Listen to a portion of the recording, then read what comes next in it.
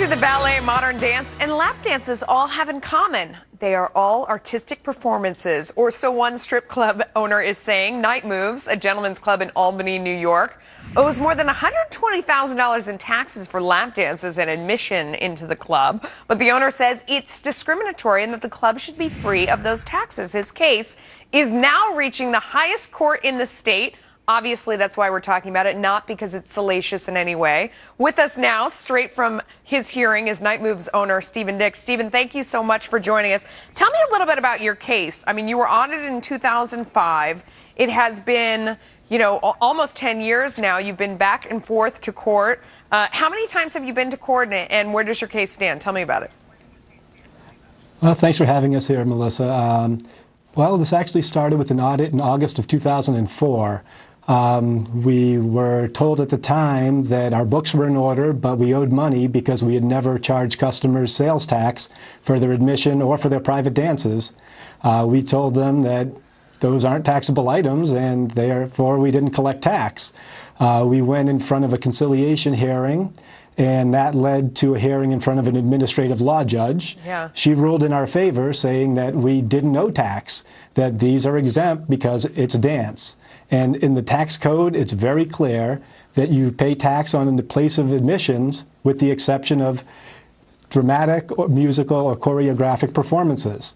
And we said, well, clearly that's us. What else could it be? So what is She agreed, and this... Yeah. Go ahead. No, what is the other side's argument? Because that seems pretty clear-cut. Yeah, we can't quite understand their side. That's the problem. 8 years in, their argument was, well, the girls aren't classically trained and it's not completely choreographed. To which we said, well, Eric Clapton isn't classically trained. He taught himself to play the guitar, but it's music. And there's improv dance and improv theater, and that's not choreographed and that's not taxed. So your arguments are all not valid.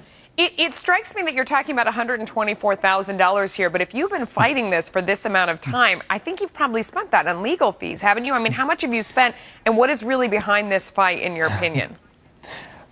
Well, the 124 is misleading. Okay. The 124 was the initial determination.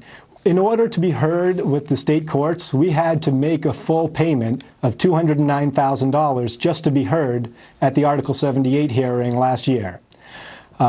In order to go to court, for some reason in New York, when it's a tax case, you have to put 100% of the money up. So we did, and it's our hope to get all that money back, plus to get a return of our legal fees. But there's a follow-up audit they performed that is just getting ready to start now, and that'll be for, at the moment, about $400,000, and by the time we reach this level, $500,000 or more. So it is getting to be a big number. Is this make or break for your business, or is this about the principle of the matter? Which is more important to you? Really, it's the principle. I mean, we'll be able to pay off the bill. We finally did have to give in and start charging sales tax in the past year, just because that second audit made us realize we can survive the second, but a third, it's going to be a little difficult. And the real part that they all seem to miss is they're not taxing me. They're taxing the customer. Did it impact your business? Did you see a slowdown because you started charging the tax? We absolutely did. I mean, we probably lost 30% within a short period of time because of the raised prices. It's hard to explain to an average person on the street, oh, I'm charging you sales tax for that dance. Yeah. I imagine. You had a cultural anthropologist involved reviewing the dance and testifying. What did she find, and what is she going to testify to? Oh, well, she already has testified. Dr. Judith Hanna. She's a PhD, a cultural anthropologist, and a dance expert, an expert in nonverbal communication. We sent her some videos of some of the performances at the club.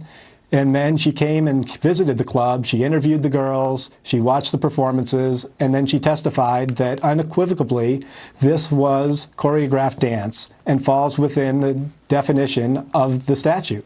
All right, Stephen Dick, thanks for coming on. Keep us posted on what happens. Very interesting story for so many reasons. Thanks for the opportunity. All right. So, love all the extra fees and charges that